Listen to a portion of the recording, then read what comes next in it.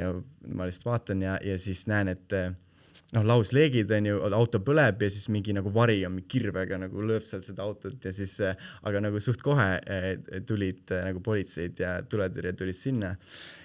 Ma läksin trenni, aga selles mõttes, et sa läksid lihtsalt trenni, auto plahvatas, sa oled mingi, mul on vaja täna ikkagi tõsta raskuseid, ma lähen trenni. Kas oled mõelnud minna välismaale õppima? Mina olen Kätri Kiilberg ja ma õppisin 1 semestri Toronto ülikoolis. Mult on küsitud, et kuidas sa raha kogumisega tegelesid, milline üldse see paberimajandus oli ja oli siis keeruline sinna üldse jõuda. Selles podcastis on mul külas erinevates riikides õppijad, kes just neile küsimustele vastavadki. Et ta ikka teaks, kuidas minna välismaale õppima. Tere head välismaal õppimise huvilised ja muud toredad kuulajad, vaatajad. Täna on mul külas keegi, keda võib-olla olete juba telekas või kuskil mujal märganud. Ta on muusik, ta on olnud Superstaari saates, ta on olnud Eesti Laulul, see on Ingmar-Erik Kiviilo. Tere! Tere! Mul on väga hea meel sind siin näha ja alustakski sellega, et võib-olla seda, et kes sa oled, ei ole nii palju vaja tutvustada inimestele, aga et kus sa õpid ja mida sa õpid? Jah, ma õpin Ameerika Ühendriikides, sellises linnas nagu on Boston ja sellises ülikoolis nagu on siis Berkeley Musica College. Ja minu erialaks on siis inglise keeles Contemporary Writing and Production. Eesti keeles võib siis tõlkida seda, et kaasaegne kirjutamine ja produktsioon. Ja mida see tähendab, on siis see, et see nagu kaks poolt. Et üks on siis see helilooming ja ütleme muusika kirjutamine väga erinevatele koosseisudele. Ütleme, et mitte ainult klassikaline helilooming, ütleme siis keelpilli kvartetile, vaid ka ütleme puhkpilli ansambel, big band või vokaalansambel näiteks. Ja siis teine pool sellest on see tehniline nagu pool, muusikaproduktsioon ja ütleme salvestamine ja kõik need ütleme programmid, mis sinna siis juurde käivad. Ja lisaks sellele ka siis viiul, et viiuliga olen ma 6. eluaastast tegelenud ja ei tahtnud nagu seda ripakile jätta, et ma tahtsin sellega ka jätkata. Aga ütleme, et Berkeley on siis väga paljuski keskendunud pigem nagu pop-jazz muusikale ja seal ma õpingi siis ütleme jazz-viiulit põhiliselt ka juurde. Aga see helilooming, mida sa teed, on siis erinev, et sa teed nii klassikalist, jazzi, poppi või kas sul on ka mingi kindel nagu siis ala, kuhu sa muidu suundud? Nii on jah, et päris erinevad, ütleme, et igal semestril ma saan valida, mis tunnid mul on ja teatud tunnid on ka ette nähtud, et mida peab võtma. Ja nendest tundidest, mida peab võtma, on päris palju seda klassikat, mis mulle väga meeldib, seda kirjutada, seda luua. Aga lisaks sellele ma saan siis ka valida, et nagu ma ütlesin, vokaalansambel või täiesti erinevad sellised koosseisud ja stiilid. Aga kui kaua sinu õpe kestab? Õpe kestab 4 aastat ja praeguseks olen ma 3 õppeaastat läbi. Nii et tegelikult on juba suht suur kogemus selja taga. Võib nii öelda. Kuidas sa jõudsid selleni, et sa tahad USAsse õppima minna või kas see oli pigem lihtsalt see, et ma tahan Berkeleysse minna või mõtlesid sa üldse kuidagi, et ma tahan muusikat õppida ja siis hakkasid selle pealt vaatama? Ma ütleks nii, et seda, et ma tahan muusikat õppida, seda tunnet mul ei olnud pikka aega. Ma olin sellega tegelenud küll nagu põhiliselt terve oma elu ja mänginud viiulit, klassikalist muusikat mänginud kogu aeg. Aga mul ei olnud seda kinnisideed või seda kindlust, et muusika on see, millega ma tegeleda tahan oma elus edaspidi täielikult. Aga siis ütleme, et 10. klassis oli siis see hetk, kus ma otsustasin, et ikkagi muusika ikkagi on see, mida ma tahan teha. Et ma mõtlesin, et kui ma pean midagi valima, mis see oleks, siis ikkagi jäin muusika juurde. Aga tol hetkel ma siis avastasin enda jaoks ka laulmise ja loo kirjutamise, et ma hakkasin sellega päris palju tegelema tol hetkel. Ja Berkeley koolina ma olin sellest hästi natukene kuulnud, ma ei teadnud sellest väga palju.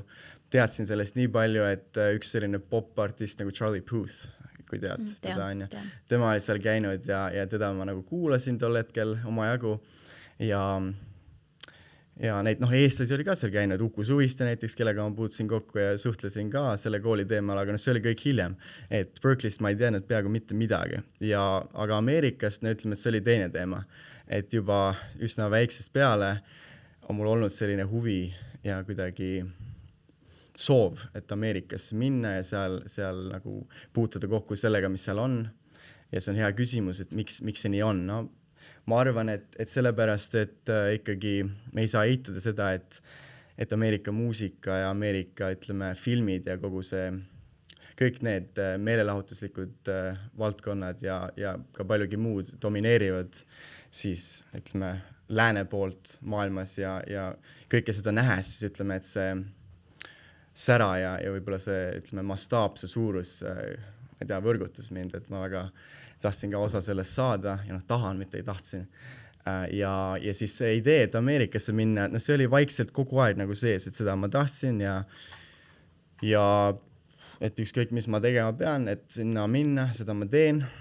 Ja ütleme, et siis kui oli aeg valida see kool, et kui ma olin kindel, et muusika on see, mida ma tahan teha, siis valisin välja oma top 2 kooli siis ja ainult 2 kandideerisin tegelikult ja mis see teine kool oli? Teine kool on siis Los Angeleses on Musicians Institute, mis on palju vähem tuntum kui Berkeley Musica College ja sain mõlemasse sisse ja mul võttis päris kaua aega, et ikkagi otsustada, et ma lähen Berkeleysse, et see sündis nagu viimasel hetkel põhimõtteliselt, siis kui oli juba see, tuli juba ära maksta maikuus enne kooli algust see, ütleme, esialgne summa, et üldse nagu kohta seal säilitada ja siis ma mõtlesin, et ma niikuinii vist ei lähe sinna, et vist ei ole ikka mõtet, aga olen siis tänulik emale, kes ütles, et ei, maksame ikka ära ja vaata, mis saab, äkki mõtled ümber ja ma olin lihtsalt nii kindel, et ma tahan sinna Los Angelesse minna just nimelt sellepärast, et nimi Los Angeles kõlab uhkelt, seal on suur show business, mis iganes. Täpselt jah, et see tundus nagu ideaalne koht, kuhu minna, et kui sa oled muusik ja et tundub, et seal on kõik nii hästi ja kõik uksed on valla nii-öelda, tegelikult ju kõik nii ka ei ole, aga no jaa, et siis ütleme, et kui ma oleksin kohale läinud, tol hetkel ma ei olnud nagu Bostonis käinud, ma olin küll Los Angeleses käinud, ühe päeva Californias ringi käinud, siis mulle jah, nagu mind imponeeris ja mulle jättis nagu väga hea mulje California tol hetkel, ehk siis ma olin väga selle poolt, aga siis viimasel hetkel ikkagi midagi mu sees siis ilmselt mõjutas mind ja otsustasin ikkagi Berkeleysse minna. Ja praegu oled rahul, et enam ei ole seda tunnet, et ei tea, kas ikka tahaks muusikaga tegeleda, et 3 aastat juba olnud ka. Ja, seda tunnet ei ole ja õnneks ja olen ka seda teist kooli näinud, sealt mööda kõndinud ja nüüd 2 aastat tagasi. Ma olen oma valikuga väga rahul. Ja. Milline see kandideerimisprotsess üldse välja näeb, sest meie sinuga mõlemad oleme muusikaga tegelenud, et me võib-olla paremini saame aru sellest, et mis see nagu muusikaülikool endast kujutab, on ju. Aga ilmselt keskmise kuulaja jaoks ta mõtleb, et mis asja te üldse teete, on ju. Et kandideerimisprotsess on ka ilmselt väga erinev tavakoolidest, kus peab mingeid lihtsalt, ma ei tea, teste tegema või kus saab hinnete põhjal sisse. Et mida sinult oodati seal just Berkeley puhul?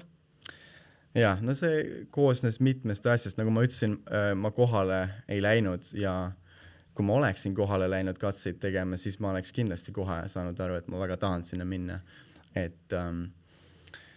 Et esiteks, oli seal siis internetis vaja ilmselgelt täita väga palju vorme, dokumente, et esitlema, kes sa oled, mis sa oled teinud. Minu puhul siis saatsin oma viiuli esinemisi ja siis lugusid, mis ma olin kirjutanud või produtseerinud seal, et tuua näiteid ja muidugi nagu igagi ülikool, et mis saavutused sul selles valdkonnas on, mida sa oled teinud. Ja siis sealt järgnes, ütleme, et kui sealt edasi said, siis järgnes minu puhul siis Zoomi voor, et ma ei olnud koha peal. Kas see oli veel koroona ajal, kui sa sisse astusid või?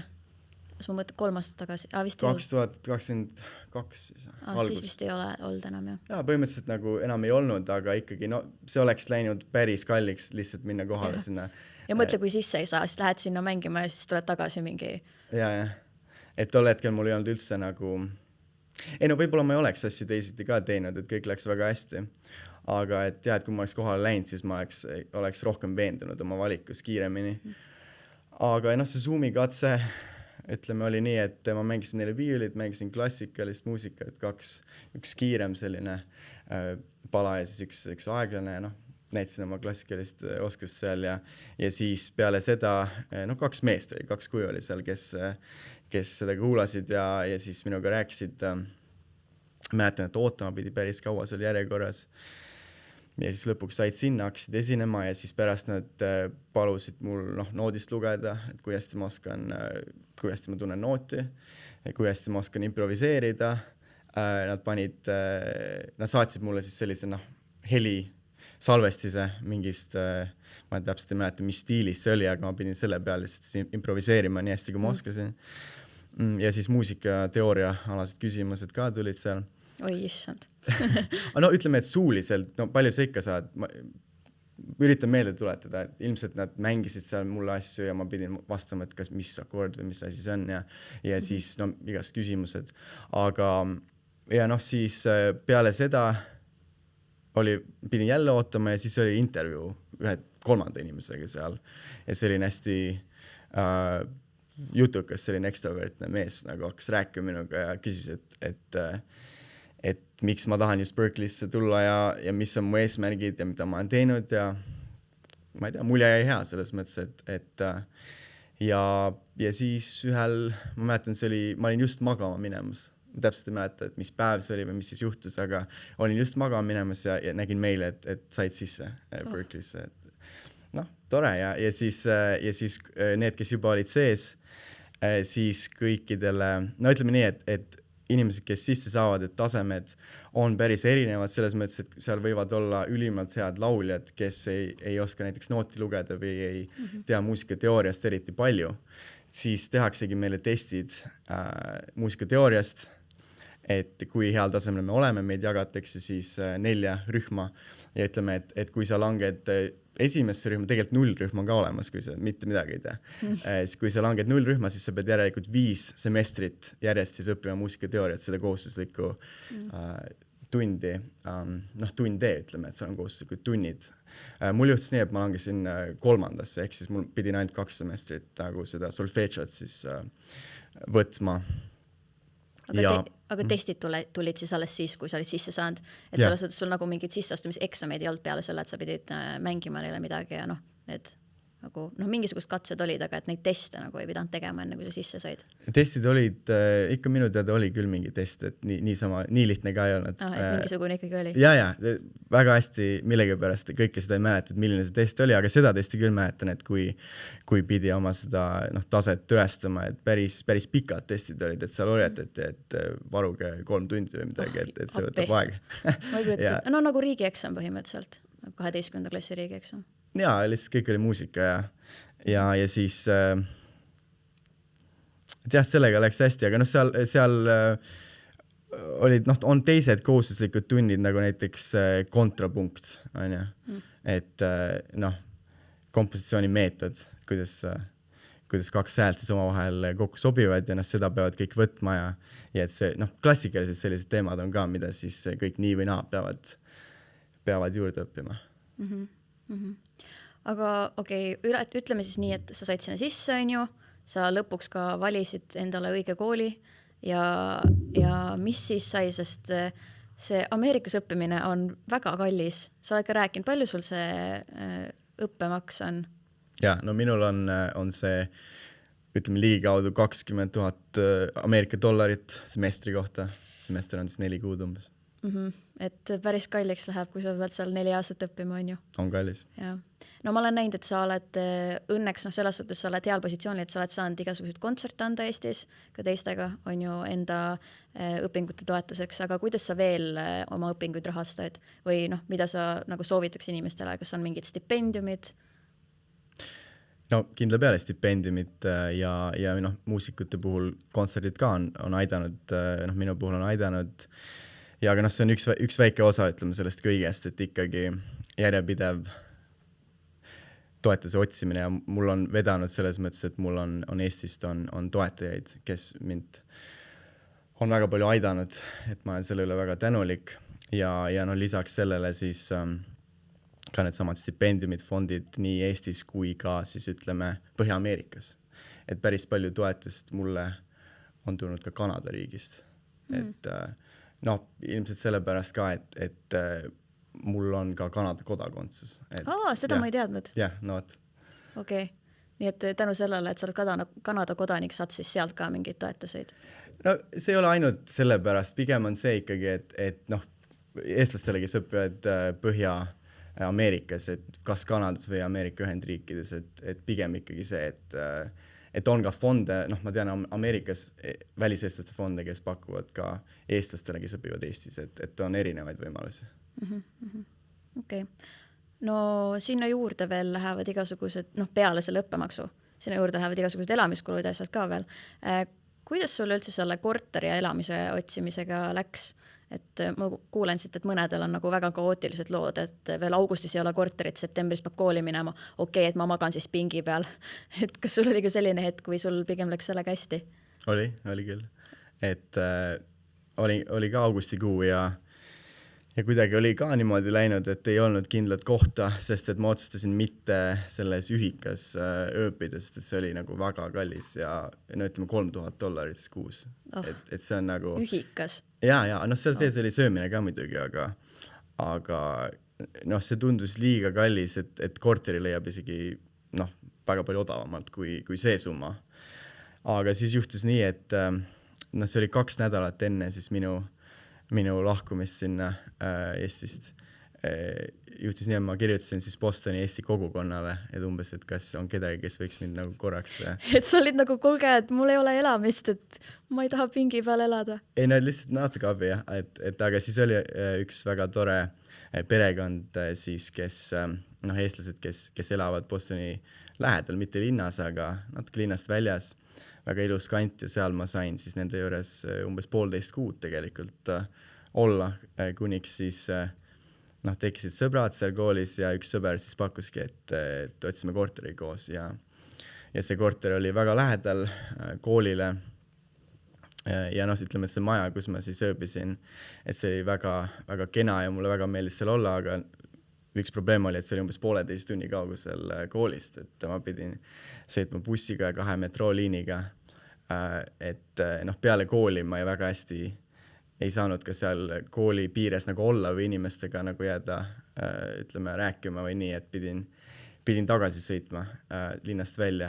No see selleks, selles mõttes, et ma olen väga tänulik, et mul see võimalus oli ja siis kolisingi sinna korterisse ja elasin seal äkki 2 semestrit ja nüüd sellest sügisest 2 aastat, enamus siis ajast olen ma elanud ühes teises korteris, mis on põhimõtteliselt kooli kõrval, et see on nagu ideaalne asukoht, aga võib-olla mitte nii ideaalne, ütleme, ruum.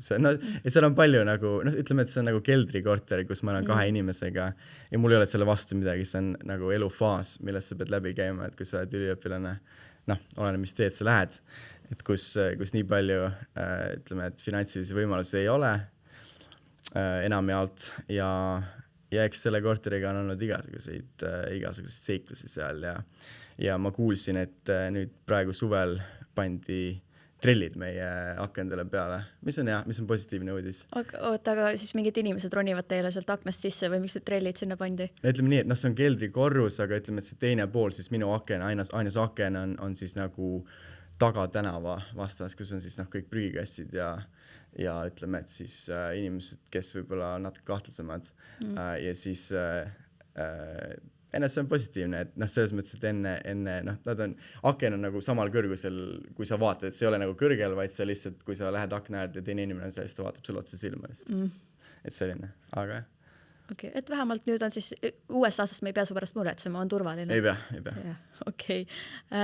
Üks asi veel, mida ma Ameerikas õppimise kohta olen kuulnud, või üldse Ameerikasse minemise kohta on need viisataotlused, igasugused sellised asjad, sest mul küll natuke, kui ma viimane kord Ameerikas käisin, tegelikult esimest korda, siis mul oli natuke see hirm, et äkki mind nagu saadetakse piirilt tagasi või äkki mind ei lastagi seda sinna riiki, et kas sul ei ole sellist hirmu olnud? Ei, ma ei ütleks, et mul on olnud, et alguses 2022 siis, nagu ma mainisin, kuna ma olen see Kanada kodanik, siis läks see natukene, see läheb väga lihtsalt, et ei pea isegi taotlema otseselt seda õppeviisat, et sa lihtsalt saad selle staatuse ja siis ongi kõik hästi. Aga sa siis taotlesidki läbi selle Kanada kodakondsuse või? Jah. See on vist erinev Euroopa Liidu ja... Natuke. Okei. Aga milline üldse see riik, mitte riik, vaid nagu osarik on, see on Boston on vist Massachusetts, ma ei oska seda hääldada, täiesti palju esse ja Massachusetts, midagi sellist, saad aru küll. Ja see linn ka Boston, et mina ei ole kunagi Bostonis käinud ega seal osariigis ja sa ka vist ei olnud enne, kui sa mainisid, et sa ei olnud enne käinud seal. Et no, kui sa kirjeldaks meile natuke, milline see Boston siis linnana on? Näiteks kui mu ema käis Bostonis, siis tema võrdles seda Tartuga, et ta on selline, no paljud ütlevad, ta on mini New York siis. New York on nagu päris lähedal, aga ta on palju väiksem. Aga no ütleme, Boston on siis üks vanimaid linnasid Ameerika Ühendriikides, kui ma eksis 9. vanim. Ja ajalooline linn selles mõttes, et sealt on paljud Ameerika jaoks ajaloolised sündmused läbi käinud ja iseseisvussõda näiteks algas sealt ja seal on arhitektuuriliselt on see väga selline briti arhitektuur, telliskividest kortermajad ja selline koloniaalsest nagu arhitektuur ja ütleme, et linn ise suuruselt, seal elab üle 600 000 inimese, aga kui sa võtad kõiki neid halasid seal linna ümber, siis seal elab umbes 5 miljonit inimest, et see ikkagi on omamoodi suur linn ja eks ta on ülikooli linn, et Harvard on seal kohe kõrval ja MIT on ja ma täpselt numbrit ei tea, aga räägitud, et vist 60-70 ülikooli on põhimõtteliselt seal, et hästi palju. Ja ta on selline, mulle meeldib praeguses eluhetkes seal elamine, aga ma ei taha sinna jääda, ütleme, peale seda kooli või mõeldes tuleviku peale. Aga muidu ta on väga nagu sümpaatne koht. Kindlasti huvitav reisida sinna vaadata ringi. Aga miks sa ei tahaks jääda? No lihtsalt sisetunne, ma ütleks pigem, et ta on üsnagi sarnane mõnes mõttes Eestile just nagu looduse poolest ja kliima poolest, seal võib natuke isegi võib-olla on külmem talvel vahest kui Eestis. Ja ma oskagi öelda, et võib-olla kutsub rohkem selline suurem linn natuke ka. 5 miljonit ei ole sinu jaoks piisavalt suur? No jah, ütleme nii siis. Kuidas sul see sisseelamine läks, et sa ei olnud selle linnas varem käinud, on ju, ja siis sa lähed sinna ja nüüd ma siis elan siin järgmised 4 aastat. Et ja ilmselt Ameerika kultuur ei ole nii erinev, aga ta on ikkagi ka midagi muud. Et kuidas sul see kogu protsess läks, välja nägi? Et pigem ei olnud midagi väga rasket. Et esimese asjana, kui ma saabusin, ikkagist see pere, kus ma siis esimesed 1,5 kuud olin, et pereisa oli siis mul vastas. See oli, ma saabusin öösel ja sõitsime autoga otse sinna majja ja järgmine päev läksin bussiga siis nagu linna ja avastama, et mis seal kõik on.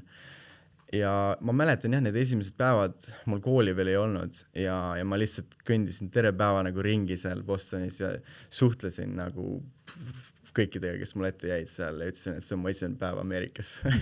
Et umbes, mida nad soovitavad mul teha ja umbes, et kutsuti tööle mingisse baari, ilmselt ei läinud. Et see oli põnev aeg ja ütleme, et ei olnud raske kohaneda. Aga sihukest koduigatsust või seda, et pere ja lähedased on kuskil kaugel, seda ikka oli või äkki on nüüd rohkem?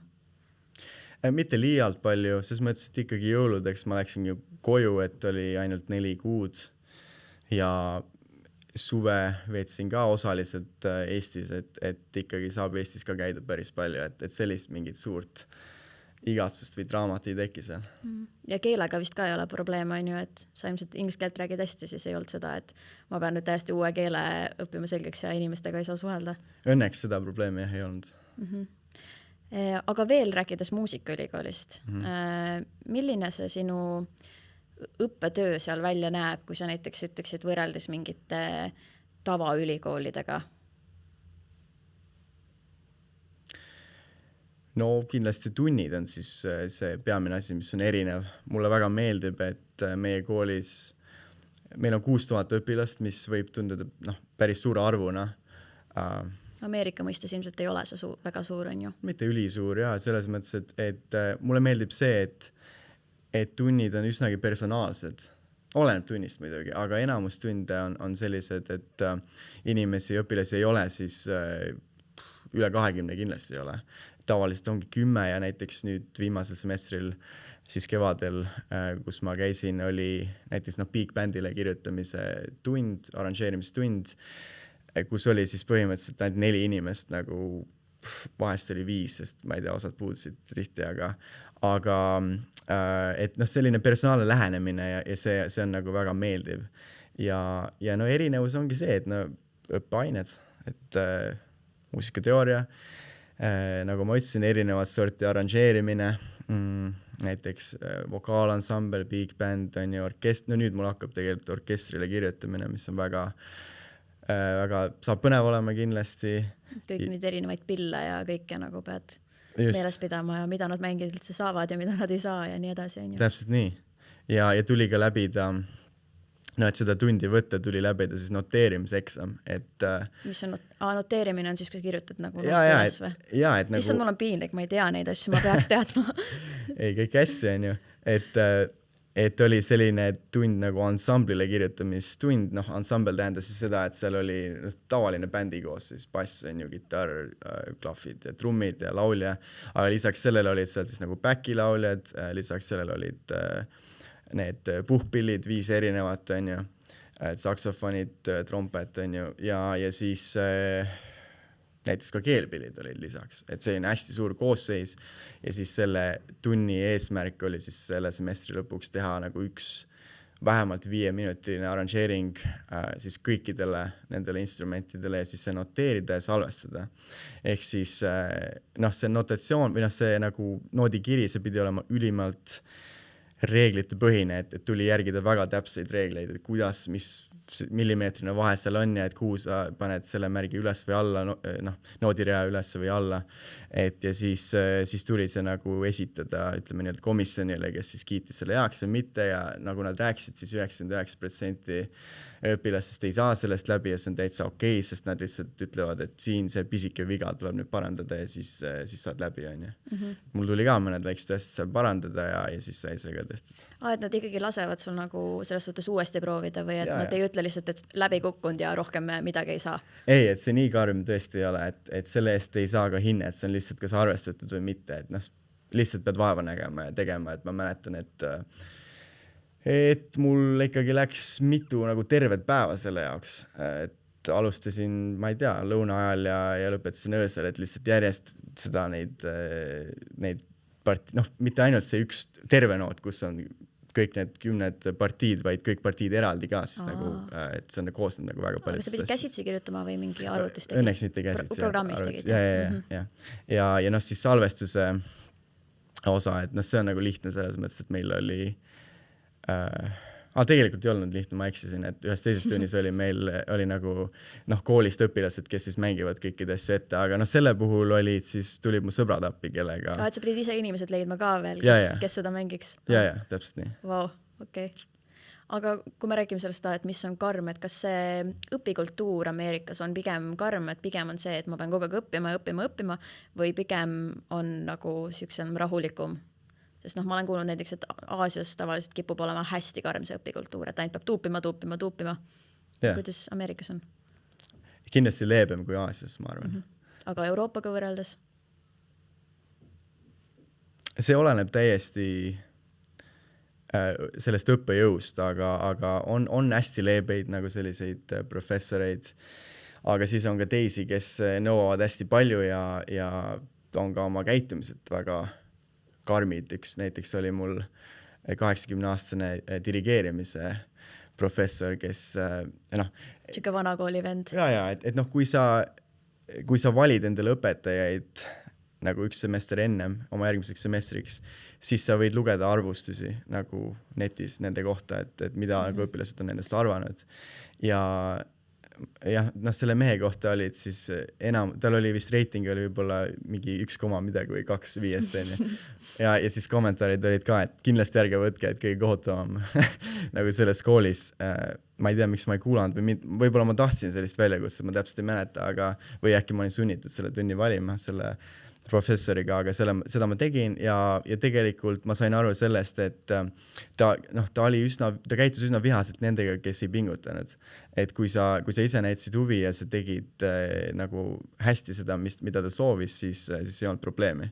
Et see nagu pani mind pingutama rohkem ja pani mind rohkem vaeva nägema sellega, et teha kõik väga hästi. Ja et see oli väärt see kogemus seda. Aga muidu oli küll õpilasi, kellega ta väga kenasti ei käitunud.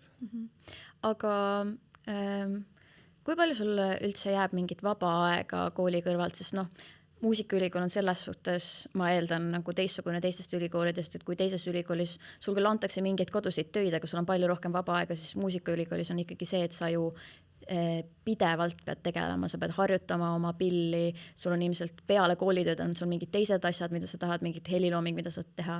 Et kui palju sul üldse nagu vaba aega jääb? Et minu puhul ütleme, et vaba aeg siis see vaba aeg, mis mul on, selle ma siis enamasti panen ikkagi kas harjutamisele või muusika kirjutamisele. Et see oleneb ka õpilasest, et kindlasti on ka neid, kes võtavad asja rahulikumalt ja pigem ei harjuta väga palju ja teevad hoopis kolmandajärgulisi asju ja siis tegelikult see ikkagi ju kui sa muusikuks tahad saada professionaalseks, siis ma arvan, et tuleb ikkagi oma aega harjutada. Et peale kooli, mis siis saab, on ju, et need, kes võib-olla eriti ei pingutanud, et siis nad saavad aru. Aga see selleks, et vaba aega nagu väljaspool nagu muusikat üldse ikka on, nagu selles mõttes, et mul on ikkagi enda valik, mis ma teen ja ma lihtsalt otsustan enamjaolt seda pühendada muusikale. Aga trennis käin hommikuti, et see on ka minu jaoks nagu see on nagu ütleme kohustus, mis ma olen enda jaoks võtnud, aga samas see on ka ju vaba aeg, et mida ma siis ei pühenda ainult muusikale. Aga sotsiaalelu osas sa mainisid, et Boston on ülikoolilinn, seal on hästi palju ülikoole, mis tähendab, et Ameerikas on hästi suur see ka korporatsioonide siuke need frats on ju, nende kultuur ja siuksed klubid ja igasugused asjad, et kui palju sa seda sotsiaalelu näed või seda, et milline see seal Ameerikas on või vähemalt Bostonis? Ja, et mul on kujunenud selline, ütleme, nagu öeldakse sõbragrupp või ütleme, sõbrad, kellega ma siis vahepeal teen asju koos ja tihtipeale seda asjade tegemine ongi siis koos, ütleme, jämmimine või muusika siis, ütleme, loomine või improviseerimine või midagi sellist. Ja rääkides siis korporatsioonidest, siis näiteks meie koolis minu teada küll ei ole neid korporatsioone, et see on pigem võib-olla suuremate ülikoolide teema või vähemalt meie koolis ei ole sellest mitte kui midagi kuulnud, kuigi ma ise olen korporatsiooni liige, küll aga mitte Ameerika, vaid Eesti korporatsioon. Viroonia, just. Okay. Et Viroonia Kanada haru liige olen siis. Et sa õpid Ameerikas ja siis oled Kanada haru Eesti mingi korporatsiooni liige? Ja täpselt nii, et ma, Kanada ei ole kuigi kaugel, et 1,5 tundi lennukiga, et siis olen Torontos ja siis käin seal nendel Viroonia sündmustel. Torontos on jah hästi suur Eesti kogukond. Yeah. Olen ise ka näinud seda. Aga üleüldiselt, kui mõelda nagu Ameerika kultuurist, siis ma olen natuke selles suhtes võhiklik, et ma küll elasin seal kõrval, on ju, nagu sa ütlesid, 1,5 tundi lennukiga, aga kui ma mõtlen Ameerikale, siis mul tulevad ikkagi silme ette burgerid ja relvad. Et tegelikult see Ameerika elu tundub kohati nagu väga hirmus, sest ma mõtlen sellele, et kui mina elasin Torontos, siis mul ka näiteks maja kõrval lasti mingi inimene maha. Ja et see oli selles suhtes Torontos nagu tavaline asi või et ongi suurlinna asi. Et sul ka paneti trellid pandi korteri akna ette. Et kui palju sa seda nagu mingit siis nagu seda halvemat Ameerika külge oled näinud? Aga sa mainisid, et sa käisid Ameerikas ka mingi hetk? Ma käisin New Yorgis, aga seal, kuna turistina vaata, sa ei saa ikkagi võib-olla seda kogemust, et seal ma lihtsalt olin äkki 4-5 päeva. Metrooga sõitsid? Jah. nägid seal midagi no huvitavat okei, noh jah, need selles suhtes see, kui mina käisin New Yorgis, siis see ei olnud mulle nii suur kultuurishokk kui lihtsalt, kui ma Torontosse kolisin, sest ma ütleks, et Toronto on ka nagu väiksem New York ja seal on ikkagi tavaline see, et seal on hästi palju kodutuid, noh, inimestel on narkootikumidega probleeme, et noh, sul mingid kahtlasemad tüübid on metroos, et noh, sellist asja ma kui käisin Kanadas ka ja ma siis eeldan, et Bostonis on ka seda. Ja no Bostonis ütleme, et seal, kus mina olen, on päris palju vähem selliseid probleeme võrreldes osade linnadega, kus ma olen käinud ka külas, aga no ütleme, et seesama tänav, kus meie kool asub, on väga pikk tänav ja kui sa lähed sealt paar kilomeetrit sõidad edasi, ütleme, et seal on üks suur Massachusettsi haigla ja millegipärast, kui sa sealt haiglast edasi sõidad, siis nagu situatsioon läheb väga palju kehvemaks. Et seal ongi need, millegipärast on sinna koondunud väga paljud siis need narkootikumide probleemidega isikud ja et seal on nagu see telgilinn on üleval ja ei teagi, kuidas seda kõike nagu adekvaatselt lahendada. Aga ütleme, et kultuurishokist rääkides, ma ei ütleks, et mul mingit šokki ei olnud kindlasti, et ma olin Ameerikas käinud mõned korrad ennem, olin käinud Californias 2018 on ju mitu aastat varem ja olin ka New Yorki sattunud ja isegi Floridasse, aga kui ma käisin Californias 2018, siis see jättis mulle nagu väga, väga hea mulje, et kõik oli ülimalt ilus, et see oli nagu road trip oli seal San Francisco's San Diegoni, et noh, viiuliga esinesime seal eestlaste kogukondadele tee peal, aga et nagu põhjast lõunasse läbi terve osariigi ja jättis väga ilusa mulje, et vau, et ma võib-olla isegi tahaks siin elada kunagi Californias ja noh, see mõte endist, ta ei ole nagu täielikult kadunud, aga ikkagi 2 aastat tagasi ma veetsin 2 kuud Californias, et noh, enamik oma suvest siis ja alguses Los Angeleses ja siis San Franciscos ka. Ja ütleme, et ma ei tea, mis seal mõne aastaga juhtus, aga olukord nagu väga palju halvenenud millegipärast. Et noh, just nagu kesklinna ala, et ütleme, et nagu need rikkamad rajoonid ja ütleme, et sellised kohad, et seal on kõik nagu ilusti, aga siis noh, koht, kus mina läksin alguses, noh, leidsin üsnagi odava nagu majutuskoha ja ega ma Los Angeles rajoonidest palju ei teadnud ja aga noh, seal kõrval, ma ei tea, äkki ole kuulnud Skid Row, selline koht. Jah, tean. Kui keegi ei tea, siis ma soovitan googeldada Skid Row ja noh, see on päris hirmus. Ja, no ma olin seal kõrval põhimõtteliselt ja no esimene õhtu ma mäletan, no ma olin üksi seal ja siis esimene õhtu ja mõtlesin, et lähen koju, vaatasin nagu Google Mapsist, et okei, ma pean Skid Row'st läbi käima enne, kui ma jõuan koju. Ja siis ma ei nagu midagi kuulnud, sest ma mõtlesin, mis see ikka saab olla, nagu, et ei ole ju nagu, mis asja, et nagu, miks ma ei hakka kartma. Eestlasena sa oled mingid üli okei, ei ole üldse hirmus. Ja, no, ma ei teadnud palju, ma mõtlesin, no mis see ikka, lähen vaatan, mis seal on. Ja siis kõndisin sealt läbi ja no ütleme, et seal ikka oli igasuguseid asju, mida ma nägin ja inimesed nagu noh, kõik õlitsid siin kogu aeg ja see on hästi palju on siis nagu selliseid inimesi, kes on kodutud ja kellel on probleemid ja nad ongi nagu sellise linnaosa siis nagu tekitanud endale, kus nad siis tänavatel pesitsevad. Ja no midagi selles mõttes ei juhtunud, et ja millegipärast siis Maps ka nagu näitas mulle natuke mingit valet kohta ja siis ma pidin veel seal leidma seda kohta, no esimene õhtu ei teadnud täpselt, kuhu ma lähen. Ja ütleme, et Los Angeles tõesti, eriti, no metro on kõige hullem, see on kindlasti hullem kui New Yorgis, et ma sõitsin sellega iga päev ja noh, seal ei olnud ühtegi vagunit, kus ei olnud keegi nagu täiesti peast hull, et see ikka nagu kogu aeg juhtus midagi. Ja noh, see oli tüüpiline, et inimesed tulid nagu mingi sellise kõlariga ja lasid oma muusikat üle terve selle. New Yorgis oli see ka, et inimesed tulevad sulle metroos mingid asju müüma, vaata. Ja. Või teevad mingid showd seal. Ja, no show, see on ju teine asi, et ma olen Eestis sa oled ka üks neid. Ei, lähed oma viiuliga sinna. Seda ma teinud ei ole, aga et ja, Los Angeles oli pilt päris kurb ja ütleme, et see suvi siis pakkus nii mõndagi muud seiklusi selles mõttes Californias, et näiteks läksin õhtul trenni Los Angeleses ja vaatan, mingi naine jookseb täiesti jõust nagu minu poole ja midagi ta nagu karjub, ma ei saa aru mida.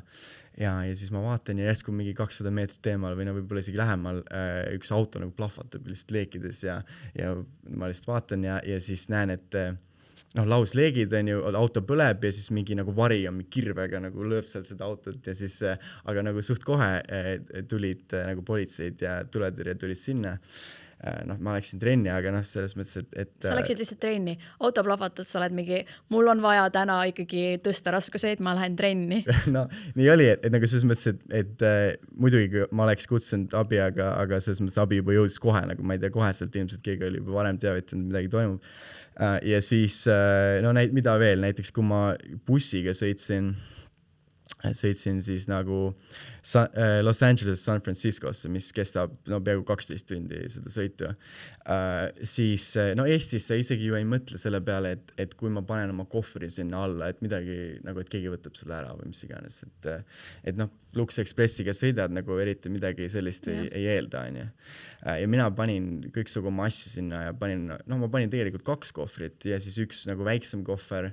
Sinna sisse ma panin nagu oma mingid lemmikud riided, mida ma tahtsin nagu sinna ühte kämpamisele, vahetele ühte kohta võtta on ja siis panin, ja eriti rumal olin selles mõttes, et midagi, mida ma rohkem ei tee, on see, et ma panin ka oma mõlemad siis passid panin kohvrisse. Samasse kohvrisse. Sellesse väiksesse kohvrisse. Ja noh, lõpppeatus San Francisco jõudsime peale 12 öösel sinna ja noh, viimane inimene, kes lahkus bussist mina, ja vaatan, et kõik kohvrid ja siis seda minu kohvrit nagu ei ole seal. Küsisin bussijuhilt, et kus see nagu see hall üks väike kohver siin võiks olla, et kas panite äkki kuskile mujale selle. Ja siis tuli välja, et seda enam ei ole lihtsalt ja siis ta ütles mulle ka, et nägin, et üks vanem naine nagu läks sellise kohvriga, aga et umbes see toimus kuskil San Fernandos või nagu mingi 10 tundi tagapool. No ja siis no ma olin nagu päris vihane selles hetkes ja noh, püüdsin lahendust teida selles mõttes, et passid on kadunud ja järgmised mitmed päevad läksidki sellele, et ma käisin saatkondades ja käisin politseis, aga noh, Ameerika nagu see väikse kohvri varastamine nii suures riigis on nii väike probleem. Mitte midagi, nad ei hakka sellega tegelema. Täpselt, no kedagi huvita, kui see juhtus kuskil väike linnas, mis oli nagu 10 tundi teises kohas, et nagu noh, tagapool, et noh, see ei lahenenud selles mõttes, et ma ei tea, kes minu need riietega käib või minu seda raamatut loeb, mis mul seal oli, või mis minu passidega sai üldse, et võib-olla, ma ei tea, smugeldatakse inimesi selle minu näoga seal, et ma ei tea, aga... Kui te näete kuskil Ingmari riideid, siis andke talle teada, need on kadunud ikka veel. Ja, et ma isegi olen vaadanud selle Facebook Marketplace nagu. Ja vaatad vahepeal, kas minu passi müüakse siin kuskil. Ja, ei ole näinud, aga et see oli jah selline kogemus, mida ei tahaks väga korrata. Ja no... ja siis näiteks San Franciscos noh, õhtul ei soovitata väga väljas kõndida. Üks kodutu isegi ütles mulle tänaval, et ära õhtul siia tule.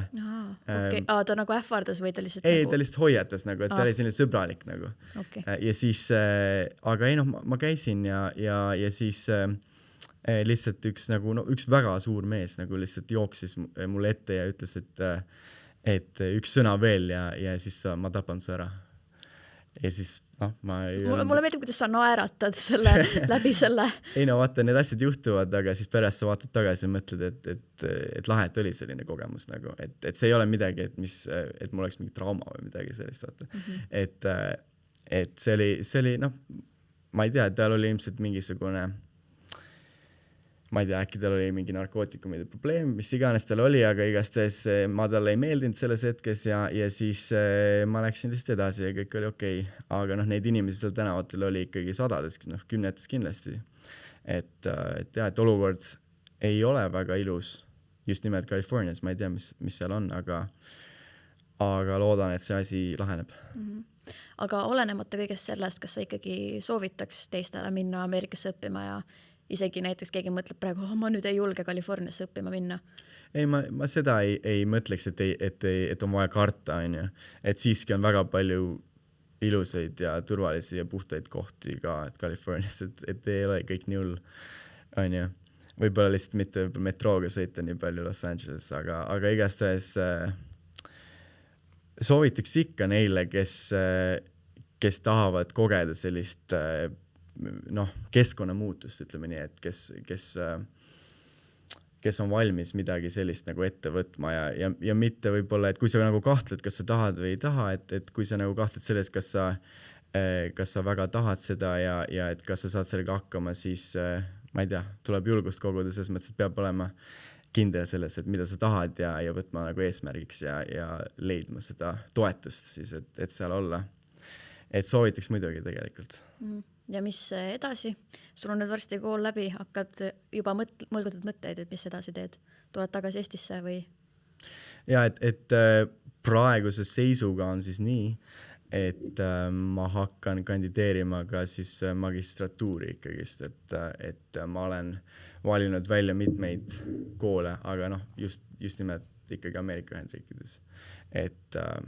Ja veel mul ei ole sellist favoriiti tekkinud, kuhu ma kindlalt tahaks minna erialaks siis helilooming ja võib-olla teisele kaldale just nimelt sellest kohast, millest ma just väga palju rääkisin Californiast. Aga saab näha, et mul on nagu praegune see teine pool aastast, mis nüüd meil algab, et see ongi nagu pühendatud sellele, et selgust saada ja langetada lõplikud otsused. Ja meie kuulajatele, vaatajatele, et kus sind leida saab hiljem, kui midagi hakkas praegu kõrva? Et leida nagu... Sind üles kuskilt, ma ei tea, Instagramist, Facebookist? Ingmar Kivilo ja eks kui selle nime paned sisse, eks siis tuleb kõik muuga välja.